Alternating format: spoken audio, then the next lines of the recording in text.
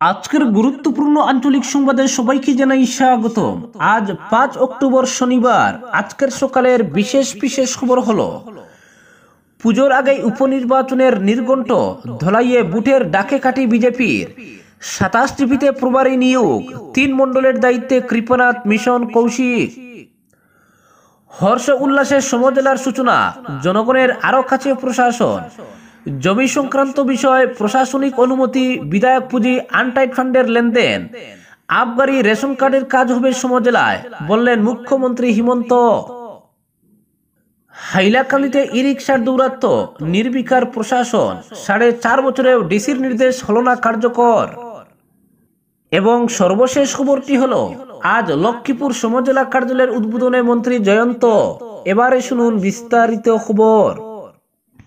দুর্গাপূজার আগে রাজ্যে উপনির্বাচনের দিনক্ষণ ঘোষণা করতে পারে কমিশন। সবকিছু ঠিকঠাক থাকলে 9 অক্টোবরই ঘোষণা হতে পারে উপনির্বাচনের দিনক্ষণ। নভেম্বরের প্রথম সপ্তাহে হতে পারে নির্বাচন, একটি বিশেষ রাজনৈতিক সূত্রেই মিলেছে এমন তথ্য। রাজ্যের সিদলি, বঙ্গাইগাঁও, সামাগুড়ি, বেহালি বিধানসভা কেন্দ্রের সঙ্গে দলাইয়েও হবে উপনির্বাচন, আর এই নির্বাচন হবে ডিলিমিটেশনের আগের বিধানসভা কেন্দ্রের সীমানা অনুযায়ী। এই নির্বাচনকে ঘিরে শাসক ও বিরোধী শিবিরের তৎপরতা তুঙ্গে। বিশেষ করে শাসক দল বিজেপি অধিক তৎপর হয়ে উঠেছে। শুক্রবার পানিপুরায় উদ্বোধন করা হয় দলের কেন্দ্রীয় নির্বাচন কার্যালয়। রাতে ইটখোলা কার্যালয়ে দলের শীর্ষ নেতৃত্বের সঙ্গে বৈঠকে বসেন অভিভাবক মন্ত্রী জয়ন্ত মল্ল বড়ুয়া। বৈঠকে ছিলেন সাংসদ কৃপনাথ মালা, বিধায়ক কৌশিক রায়, বিধায়ক দীপায়ন চক্রবর্তী, বিধায়ক মিহিরকান্তি সোম, বিধায়ক কৃষ্ণেন্দু পাল, প্রাক্তন বিধায়ক দিলীপ কুমার পাল, অমরচাঁদ জৈন ও কিশোরনাথ, বিজেপির প্রদেশ সম্পাদক কোনাথ পুরকায়স্থ, কাছাড় জেলা বিজেপির সভাপতি বিমলেন্দু রায়, করিমগঞ্জ জেলা সভাপতি সুব্রত ভট্টাচার্য প্রমুখ। তাদের উপস্থিতিতে এই বৈঠকে ধলাই উপনির্বাচন নিয়ে দলের রণকৌশল রচনা করা হয়।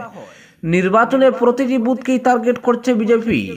প্রতিটি বুথে দলের জয় নিশ্চিত করতে প্রতিটি জিপিতে জেলা সহ বরাক উপত্যকার সাংসদ, বিধায়ক, প্রাক্তন সাংসদ, প্রাক্তন বিধায়ক সহ সিনিয়র নেতাদের প্রভারী হিসেবে নিয়োগের সিদ্ধান্ত নেওয়া হয়। সেই মতে তালিকাও তৈরি হয়েছে। ধলাই কেন্দ্রের 3 মণ্ডলের দায়িত্বে থাকছেন 2 জন সাংসদ কৃপনাথ মালা ও মিশন রঞ্জন দাস, বিধায়ক কৌশিক রায়। দলীয় সূত্রেই মিলেছে এমন তথ্য। সেই সূত্র মতে 2-1 দিনের মধ্যেই দলাইয়ের নির্বাচনী ময়দানে জ্বর তুলতে ময়দানে ঝাঁপিয়ে পড়বেন 3 মণ্ডল ও 27 জিপির প্রভারী। শাসক শিবিরও মনে করছে আগামী 9 বা 10 অক্টোবর ঘোষণা হতে পারে নির্বাচনের দিনক্ষণ। এমন সম্ভাবনাকে সামনে রেখেই ধলাই সহ রাজ্যের 5 আসনে প্রার্থী তালিকা প্রকাশের প্রস্তুতি নিচ্ছে দল। আগামী 13 বা 14 অক্টোবরই প্রার্থী তালিকা প্রকাশ হতে পারে। এমন প্রেক্ষাপটে শুক্রবার শিলচরে পা রেখে দলীয় টিকিটের শক্ত 2 দাবিদার অমিয়কান্তি দাস এবং নিহার রঞ্জন দাসের কাঁধে হাত রাখলেন মন্ত্রী জয়ন্ত মল্ল বড়ুয়া। করিমগঞ্জের রামকৃষ্ণনগর ও পাথারকান্দি এবং লক্ষ্মীপুরের সমজেলা কার্যালয়ের আনুষ্ঠানিক উদ্বোধনে এদিন বরাক সফরে এসেছেন অভিভাবক মন্ত্রী। 7 সকালে কুম্ভীগ্রাম বিমানবন্দরে মন্ত্রী জয়ন্ত মল্লের সঙ্গে দেখা করেন দলাইয়ের দলের মনোনয়ন প্রত্যাশীদ্বয়। তাদের কাছে টেনে নিয়ে একই ফ্রেমে বন্দী হন মন্ত্রী। উপনির্বাচনের মুখে এমন ছবিকে ঘিরেই শুরু হয়েছে জোর জল্পনা। এমন জল্পনাকে উস্কে দিয়ে সরাসরি রামকৃষ্ণনগরে ছুটে যান মন্ত্রী। সেখানে সমজেলা কার্যালয়ের উদ্বোধন করে বিকেলে ফিরেন দলাইয়ে। সেখানে দলের কেন্দ্রীয় নির্বাচনী কার্যালয় উদ্বোধন করে বুটের ডাকে খাঁটি দেন মন্ত্রী জয়ন্ত মল্ল বড়ুয়া।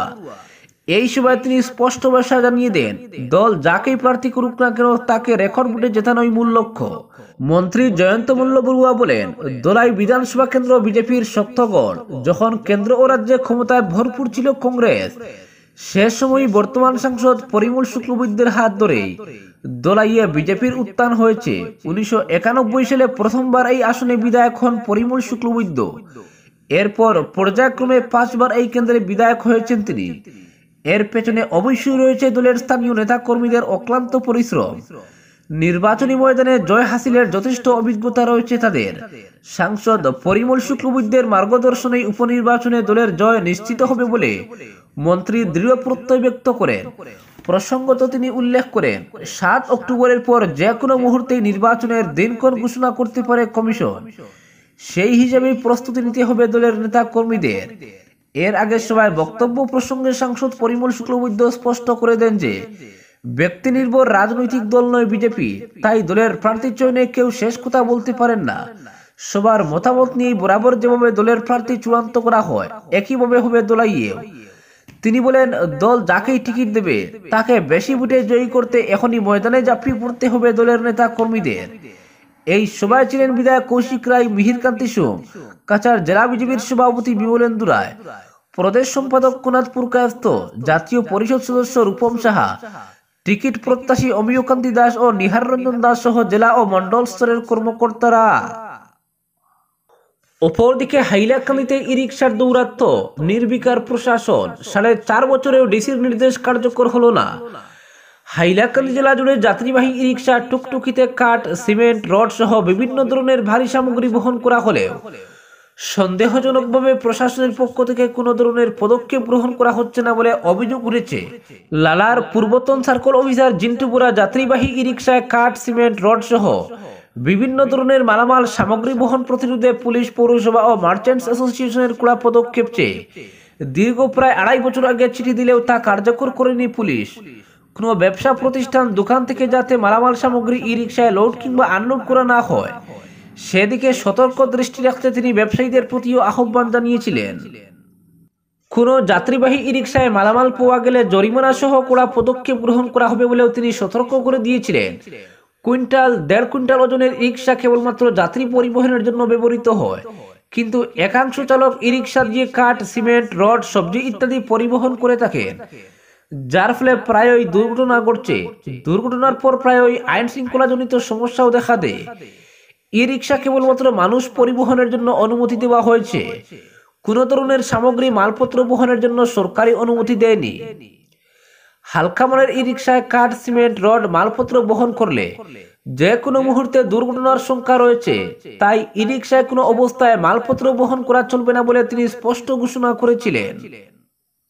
অন্যদিকে সড়ক দুর্ঘটনা প্রতিরোধে যানবাহন আইন কঠোরভাবে বলবৎ করার পাশাপাশি ড্রাইভিং লাইসেন্স ছাড়া ই রিক্সা সহ গাড়ি চালকদের বিরুদ্ধে থানায় মামলা করতে পূর্বতন জেলা আয়ুক্ত রোহন কুমার যা নির্দেশ দিলেও দীর্ঘ প্রায় 4.5 বছর পরও তা হাইলাকান্দি জেলায় কার্যকর হয়নি বলে অভিযোগ উঠেছে। 2021 সালের 15 জুলাই হাইলাকান্দির জেলা উপায়ুক্তের কনফারেন্স হলে ডিস্ট্রিক্ট রোড সেফটি কমিটির এক সভায় 18 বছরের কম বয়সের ই রিক্সা চালকদের বিরুদ্ধে থানায় মামলা, ই রিক্সা চালকদের সরাসরি ড্রাইভিং লাইসেন্স প্রদান, সে বছরের 15 আগস্টের পর ডিএল ছাড়া ই রিক্সা চলতে না দিতে কড়া পদক্ষেপ নিতে পুলিশ ও পরিবহন বিভাগকে নির্দেশ দিয়েছিলেন তদানীন্তন জেলা উপায়ুক্ত রোহন কুমার দা। ডিস্ট্রিক্ট রোড সেফটি কমিটির সেই সভার প্রায় 3 বছর পরও ওই নির্দেশ পুরোপুরিভাবে কার্যকর হয়নি। আজও জেলা সদর হাইলাকান্দি, লালা শহর, কাটলিজোড়া শহর সহ জেলার বিভিন্ন প্রান্তে অসংখ্য নম্বরবিহীন ই রিক্সা যেমন চলাচল করছে, তেমনি 18 বছরের কম বয়সের বহু চালক ড্রাইভিং লাইসেন্স ছাড়া ই রিক্সা, অটো চালাচ্ছে, যার ফলে দুর্ঘটনার সংখ্যা ক্রমশই বাড়ছে। হাইলাকান্দি, লালা, কাটলিজোড়ার অধিকাংশ ই রিক্সার কোনো নম্বর নেই, দুর্ঘটনা ঘটিয়ে পালিয়ে গেলেও কেউ খুঁজে পাচ্ছে না। অপরদিকে হর্ষ উল্লাসে সমজেলার সূচনা, জনগণের আরো কাছে প্রশাসন। প্রশাসনকে হাতের কাছে পাওয়ার পথ প্রশস্ত হয়ে গেল রাজ্যে।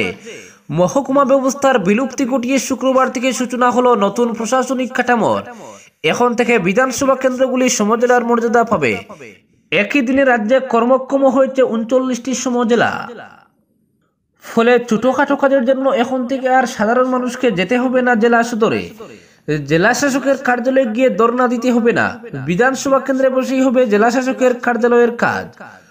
মুখ্যমন্ত্রীর কুর্সিতে বসেই প্রশাসনকে যাতে জনগণের আরো কাছাকাছি নিয়ে যাওয়া সম্ভব হয়, সেই লক্ষ্যে সংস্কারের বৃহৎ কর্মসূচি হাতে নিয়েছিলেন মুখ্যমন্ত্রী হিমন্ত বিশ্ব শর্মা।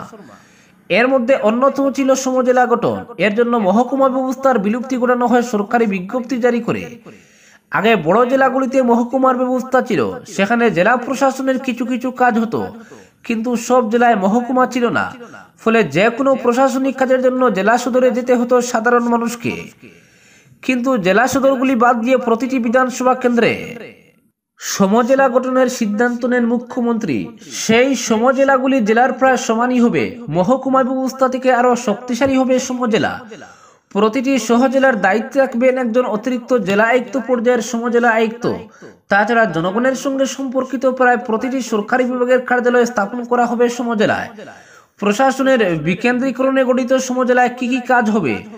বৃহস্পতিবার রাতে সামাজিক মাধ্যমে এর বিবরণ দিয়েছেন মুখ্যমন্ত্রী। তিনি জানান, সমজেলাগুলি জেলার প্রায় সমান হবে। জমির কাজের জন্য আর জেলা সদরে যেতে হবে না কাউকে। বিভিন্ন ধরনের এনওসি, প্রশাসনিক অনুমতির জন্য যেতে হবে জেলা সদরে। বিধায়ক এলাকা উন্নয়ন তহবিল, আনটাইড ফান্ড ইত্যাদির অর্থ লেনদেনের কাজও হবে সমজেলায়।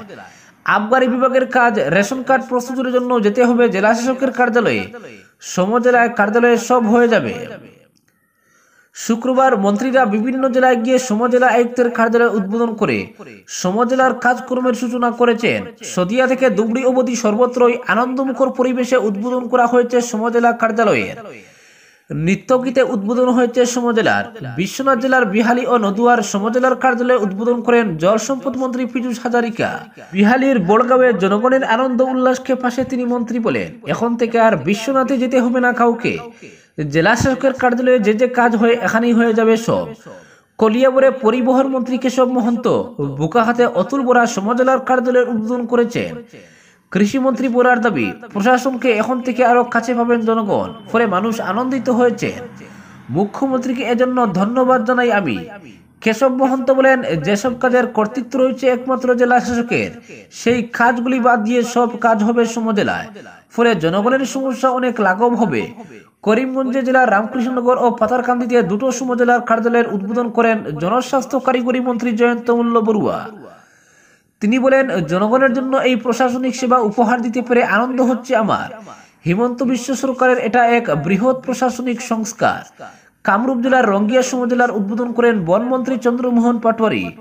দরং জেলার শিপাজাল এবং দোলগাঁওয়ে সমজেলার উদ্বোধন করেন নগর উন্নয়ন মন্ত্রী অশোক সিংহল। ধুবড়ী জেলার গোলকগঞ্জ ও বিলাসীপাড়া সমজেলার কার্যালয়ের উদ্বোধন করেছেন খাদ্যমন্ত্রী রঞ্জিত দাস। আজ নিজের বিধানসভা কেন্দ্র জালুকবাড়িতে সমজেলার কার্যালয় উদ্বোধন করবেন মুখ্যমন্ত্রী হিমন্ত বিশ্ব শর্মা। তাছাড়া আরো বিভিন্ন জেলার বিধানসভা কেন্দ্র ভিত্তিক সমজেলার উদ্বোধন করবেন মন্ত্রীরাও। অপরদিকে আজ লক্ষ্মীপুর সমজেলা কার্যালয়ের উদ্বোধনে মন্ত্রী জয়ন্ত। সমজেলায় উন্নীত হচ্ছে লক্ষ্মীপুর মহকুমা। আজ কাছাড় জেলার অভিভাবক মন্ত্রী জয়ন্ত মল্ল বড়ুয়ার হাত ধরেই লক্ষ্মীপুরের ফুলের তোলে সমজেলা কার্যালয়ের আনুষ্ঠানিক উদ্বোধন হবে।